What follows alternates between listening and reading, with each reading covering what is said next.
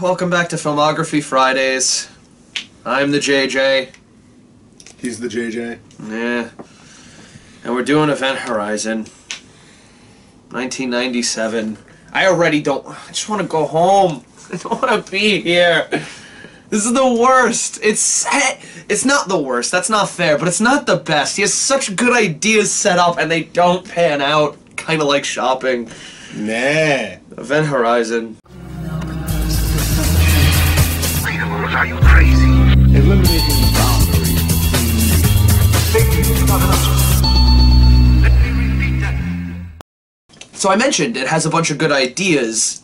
The first thing we see is the Paramount Mountains. And they use the mountains as a transition for space, which I actually... That was cool. Actually a really nice move, yeah. The nice Paramount logo. It was really smooth, and yeah, the sky in the background of the mountain transitions into space. It just veers off into space. Shitty, unfitting music for what should be an atmospheric space shot. Ruining the mood. If you've watched... Like, that's it. That's the drums. If you're doing a horror movie and you're cutting right to an action sound... I would say Space Alone, but... No, it's not... With horror, you want to set an atmosphere, and that doesn't set an atmosphere. That makes me think combat's about to go down. This is an actual quote that we need to bring up and address. And, sorry, it's not an actual quote. I can't really say it was said by a character. It was more of a piece of text we read. Because, for some reason, we decided to do a fucking text crawl for fucking 32 lazy years of exposition. 2015! Dated! I'm just saying, he brought it up to me, when you go that close, you should go at least 100 years. So what, like few hundreds. 2032? No, but specifically you went 2015, which now being past that year... You fucking opened yourself up for criticism. The first permanent colony on the moon was established. Yeah. Then we cut to 2032, and I can't remember. We got to Mars and we started mining it. Then 2040. No. I think you're confusing 2032 with the 32 years. I think it was 2030, and then I think it was 2040, and then 2047. 2015, the moon. That doesn't matter in the whole movie. 2032 or so, we mine Mars. Doesn't matter in the context of the movie. 2040, the Event Horizon disappears. Now! Finally. Now! We're at the point where something matters in the movie. And then 2047, now. What's worse, the very next shot, showing the ship and space, you could just have like Lawrence Fishburne or Sam Neill fucking narrate all that shit. Oh yeah, absolutely. You shouldn't have put that all in text fucking form. The empty, semi-silent, dead air moment that you brought up, that would have been the perfect time to have either the main character, Weir, or fucking Fishburne. I don't know which one is actually the main character after this. I assume since we start with Weir, maybe him. Focus on Weir, maybe but no. him. But, he becomes our main antagonist. But yeah, it's just, you get a weird dead air moment, neither one of them could have narrated over it, and that would have been the perfect time to give us that exposition. That ultimately doesn't matter, but if you needed to include it... Yeah, it had the perfect frame of time to cover that shit. And what's more, I want to add the whole, why the fuck is the comet or whatever soaring through space and it has noise? Honestly, everything on the inside of the ship is the worst CGI ever, but... the outside of the ship, I'm not even gonna lie, for this shitfest of a movie, that looked fucking really good. Not to mention, post-production was severely cut in this movie. So just give it a minute to give it up for them. That was a good-looking ship. Where it's due. Seriously. And also, they took, like, a good scene with that ship, which was actually decently awe-inspiring, a nice moment like that, and they start spinning the camera clockwise for, like, an unnecessary, nauseating fucking... no point because it's cool shot. And that seems to be Anderson's MO. Yo, wouldn't it be cool if I did this? But it doesn't make any sense. Why would you do it? Yo, shut the fuck up, I'm gonna do it. The dialogue in 2047 just sounds so suspiciously like late 80s, early 90s dialogue. Like spam in a can, man. Which I don't believe that was ever a saying. Just like spam in a can. Wow, so we've gotten really advanced. This Fallout? There's a level of fun to the dialogue because it's old school, but it adds such a layer of corn and it dates the movie, and it also makes taking it as a futuristic sci-fi movie slightly weird. It's not... as easily to. It's not as easy to digest is the word I'm looking for, because that and other things later, but that we'll talk about later. Specifically, I want to mention the reaction to him seeing his eyeless dead wife, Weir, the guy that we start with in this movie, shaving. And we don't understand what any of that is. None of this makes any sense. The most we got on him is he had a wife. This seems to be his wife. That's all we really know. Yeah. And we don't even know for sure it's his wife. It's just he has pictures of her. He could just be infatuated with his girlfriend. It could just be an infatuation with a person he doesn't even know. It could be a celebrity crush. We have no fucking idea. You have this reaction where Oh! it was that dead! It was like, I love you, wife, levels of dead. You see the Lewis and Clark, and you get this group of people in the Lewis and Clark. Fucking named it Sacagawea. But yeah, you have their entire crew, and it's really interesting to see their dynamic with one another, and especially when Weir gets introduced, and they have that scene where everyone's talking together in the I'm assuming the cafeteria. I don't know, the meeting room, whatever you want to call it. I have no idea. The captain's chair, which is Lawrence Fishburne in this movie, the captain's chair. I waited a good 15 minutes to write this down because it just kept bothering me and bothering me. They run into the event horizon relatively quick, and I actually like that. It's surprisingly because you think horizon. No, yeah, nope, this is bullshit. At least I thought, I'm not going to speak for everyone, but I personally thought, like, they were going to, like, have that be the end goal, and their ship was going to be where, the Lewis and Clark, where all this took place. Weir could have been, like, the one to bring on something, like, I was thinking of multiple possibilities, I didn't know how they were going to do this, and they instantly introduced the Event Horizon, which was a disappeared vessel, which they called the world's most tragic accident.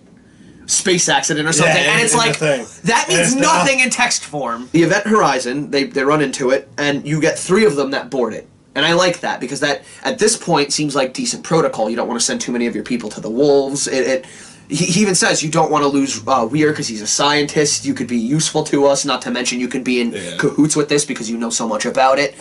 It all makes sense. It's good thinking, step by step.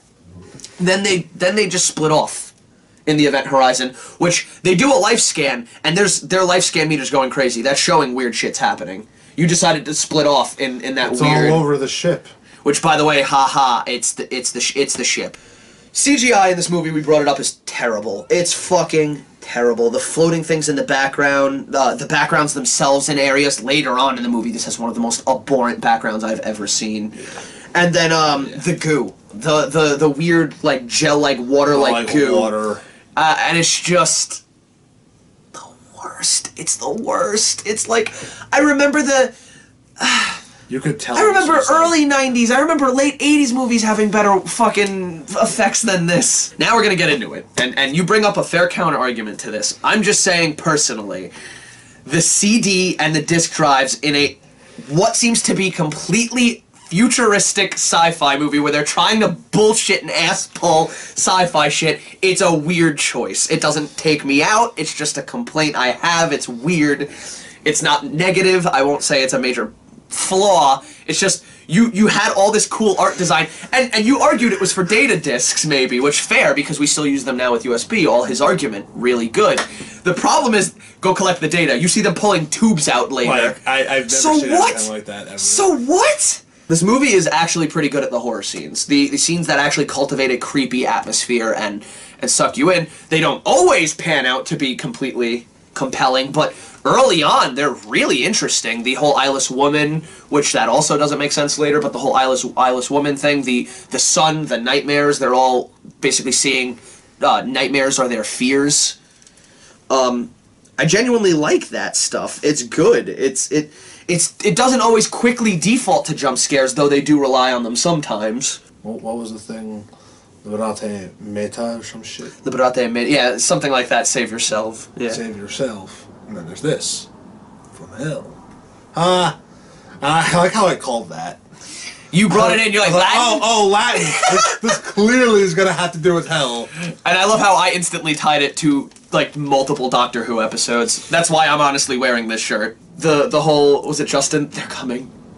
The Doc. They're coming. The Doc. Who's coming? The Dark. So it's a dumb scene. It's a dumb name. What the fuck is the Dark? That's the Give me a better description of what the fuck is coming. Like, that just sounds like the Nasties. Did you seriously watch, like, fucking Never-Ending Story before writing this? I think this ship is alive. Okay, you had the chance to make this like an alien-like, really well-cultivated horror movie, and you went with fucking TV movie fucking plots. This is a sci-fi movie, SYFY. Okay, so Peters, this woman who has this ill kid, his legs don't work. She keeps having these visions of his legs being eaten by maggots and well, that decaying. was deleted footage, but it was the lacerations on his leg. You still see some maggots and shit. You just don't. Only It from a was quick it was flash it wasn't a there. cut. It wasn't a cut scene. It was actually just reduced heavily. You still see it. It's just reduced by a lot. You have her she's setting up the whole idea of her nightmare. Her what is it? Fear being her kid's legs being completely decaying. I guess him not ever being able to use them again. Is that what we're going with? Yeah. But she has that, and then she starts seeing her kid. Also, the room. And she starts chasing him. She, at this point, does not seem to be possessed. They didn't do the eye thing yet. That's done much later for her. She wasn't possessed, but she was afraid, and she just gave into her fears and shit too easily. Look, I get that if you're scared, but then you wouldn't be chasing after your kid. You would be running away from whatever it potentially could be mimicking it. They ask Weir for his opinions after he tries to open the door while it's knocking on it. You have that horror element there, and then you're just literally going to ignore that? It's just going to be, okay, you were clearly possessed. You were clearly going to open the door for it. Oh, yeah, well, he went to open We're really going to ask that guy's opinion right now? He's just like, open the door. Hey, No. hey, what are you, drunk? The line in this movie, the worst, best line in this movie, "Don't you walk away from me, mister," says Lawrence. Don't you walk away from hold me, on. mister. I forgot. "Don't you walk away from me, mister," said one full-grown adult to another, a scientist nonetheless. Don't you walk away from me, mister. So it's a hell ship. This movie doesn't know what they got until they get there. This is just making it up as it goes. Okay, so it's this, then it's a ship that disappeared, then it's potentially just alive, then we find out it's a hell ship, then it is alive and a hell ship. The way that they give us this information is just, okay, this would be cool. Oh, let's add this. Oh, layer this. It's dumb. Yeah. And when she said it's a hell ship, or not she, that was the alive line, but when they said it's a hell ship, that's when I just I quit, man. I quit. You made the reference to the Latin thing. I still didn't think it was gonna go that route. It did. I fucking hate this movie. We get a ninja assassin in this movie. I am home. I am. Disappears into the shadows. You saw Ninja Assassin? Yeah. When did you watch it? I've seen it a lot, unfortunately. FX, stop playing shitty movies. I cannot wait to watch that again. I hate that movie. I- That's how bad this movie is! We're loving Ninja Assassin over it! Peters is the first to die due to her sporadic sanity, which is just a constant negative continuity point in this movie. You have no idea whether... Because then you see her get possessed, but then she dies of her own volition, and she's like, what's the point of the possession if she's already running after her kid and killing herself? Yeah, like, you didn't even look on the floor Like- either. You couldn't see that giant hole coming up. Were you possessed doing that? In which case, why did you need the kid? Spatial awareness. Weir shows that it's a hallucinated trick, similar to Oculus, where he's clawing out his own eyes, and you think it's the chick. Yeah, but his like, wife. just before that, though, too, I'm just going to point out, like, he comes in there... Acts sympathetic. Brings the stuff in there, goes over to her, no, Peters, no. And then suddenly hallucination. And he's just full-on evil at that point. But the hallucination itself shows that his wife was slitting her wrists in a bathtub, so she committed suicide. We finally get that his wife killed So herself. why was she missing her eyes? The ship blowing up the Lewis and Clark, because that's the next logical step here, have Weir go blow it up. That I wasn't being sarcastic there, despite sounding it. I genuinely like that. That's a good way to keep it all on the event horizon. It's so fast, too, and he doesn't need Oh yeah, stories going. you beat fucking Smith getting a walkie-talkie call and running by a lot. The ship blows up, the Lewis and Clark, and it's just screensaver bad. 90s screensaver bad. Like, it almost looks like it was right out of Titan AA. it almost It was an looks animated like movie. it was like frame by frame at one point because it's going that slow and computer Yeah. choppy. You have Cooper, who's gets jettisoned off somehow into space.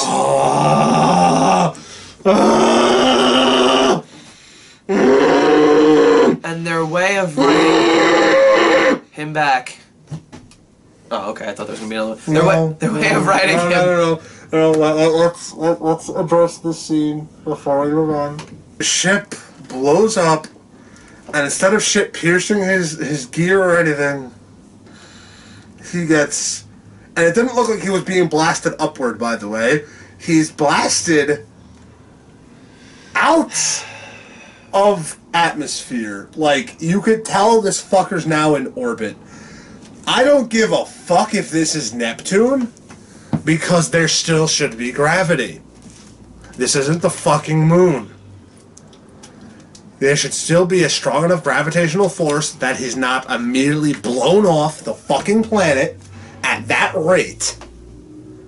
And what's more, there should be a gravitational pull that really drags him back in.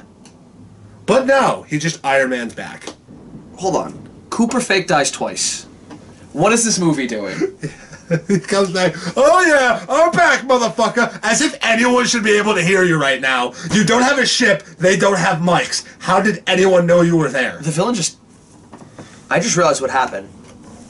Well, it's not like the villain completely kills himself, but the villain willingly shoots the glass, despite being told if you shoot the glass, you know what's going to happen. Despite the fact that it probably already knows. But then you shoot the glass to kill what's-his-name? Cooper, who's through the glass. Yeah, it's like, I won't miss. So, what? So you just willingly defeated yourself temporarily? And Cooper's not even dead! That's the biggest bullshit! That doesn't kill him! Yeah, because it didn't pierce him. I don't care! The fucking... All the wind force pushing out. He's not coming back, and he comes fucking back!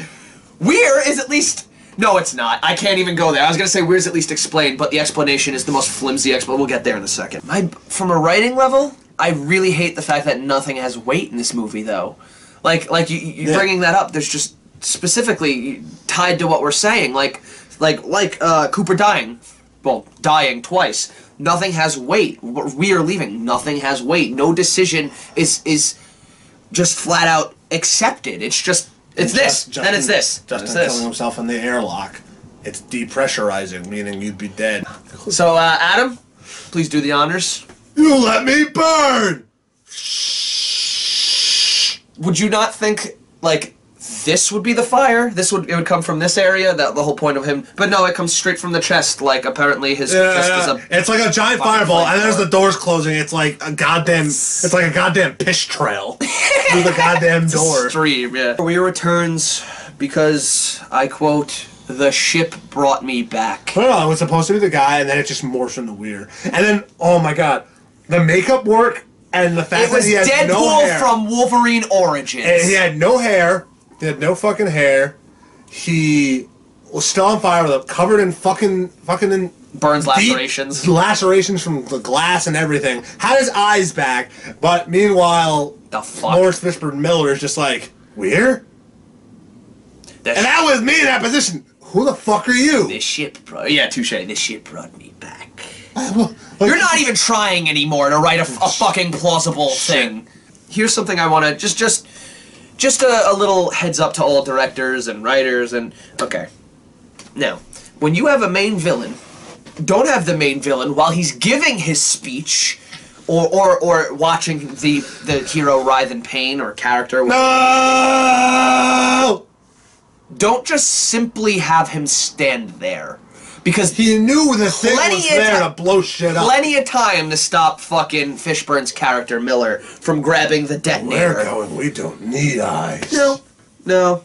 That would just be intelligent writing. And you know what? I've already fucking bowled a 0. I might as well gutter ball this one too. The camera work in this movie was sloppy as fuck. There was multiple quick cuts that didn't make sense. I'm not even gonna list examples. You can watch the movie as one long example. Although I feel like the shots would have been a lot better if Paramount didn't have him cut shit because of gore. You know what? Those quick cuts might have been because of that. You're right. That's a fair point. A lot of them were during like the gore scenes and whatnot. In all fairness, the quick cuts. The quick cuts would be answered with that, but it doesn't answer or account for the unnecessary zooms, the sporadic lens flares, the cool but not needed shots. So, in all fairness, he still gets negative on camera work too. You have the last 3 people who are alive be characters that don't matter. You have Justin. You want to break them down? Go for it. Justin, who went through the portal. I'd like to hear his accounts. Something. Got nothing. The one chick who was really just eye candy at most points in the movie. Yeah. And Cooper. And it's like his. You know what? Fuck yeah, Cooper made it. The ending itself is lame, confusing, and has too many unanswered fucking bullshit questions, I guess. Too No, many they're not even unanswered necessarily questions. Too many unanswered questions. And here's the thing that really bothers me here. Fucking, she sees. I'm just gonna break this down. As they wake up, she wakes up from her pod, and she fucking. You see these two safety. What were they? Medics, basically. The Security, rescue team. That's what it was. So they're coming and they're helping her take off his mask. Oops, take off his mask. It's just us. And it's weird. And it's like, okay, you went for the Freddy Krueger cliche horror Like last minute. the only way she would have, and like you could tell, it's just him invading her goddamn dreams. Because I don't know if that's what it. I mean, it could just be PTSD. She never saw him with the scars and shit. Fair point. And they're still on an aspect of the ship. That's a fair point. The initial cut was more gory and ran for 130 minutes, rather than an hour and a half. 140. I read 130, but fair enough. Okay. But the spacesuits weighed 65 pounds each. So good for those actors. They needed actual rigs to relax, because they couldn't sit in them either. God damn. The Event Horizon model uses an X-Wing from Star Wars. Like the actual model of the ship. It's visible in like one or two scenes. Anderson turned down X-Men for this because he wanted to do something R-rated, was the cited reason. Well, X-Men would have only been a lot worse. This whole movie took 10 months to make, from greenlighting to completion. And it shows. Clive Barker consulted during pre-production. Clive Barker? Clive Barker. From Hellraiser? Clive Barker. Jeremy Irons was originally set to star in this film. Don't know who he was going to play. I'm going to assume Weir. Maybe Weir, maybe Jason Isaacs. Irons would be awesome as Weir, so I would love that. The working title for this movie was The Stars, My Destination. I actually like Event Horizon a lot better. Stars, My Destination. Anderson also turned down X-Files and Alien Resurrection and Mortal Kombat Annihilation for this. Two of those were probably a good call. Actually, X-Files was the movie successful? I think I remember hearing that was negative. Maybe all three of those were a good call. I don't know. I'm not a big X-Files fan, so. Fuck this movie! This has been Filmography Fridays. We appreciate you joining us. I've been the JJ. He's been not the JJ. Go study the stars and learn why this movie is bad. Go ahead and like and subscribe if you can. It's the best way for you to get our content. If you can, check the description bar below. It'll tell you what we're doing next week. I think it might be Resident Evil. There might be one in between I'm not counting for. That's why we have a description bar. Yeah, that's pretty much it.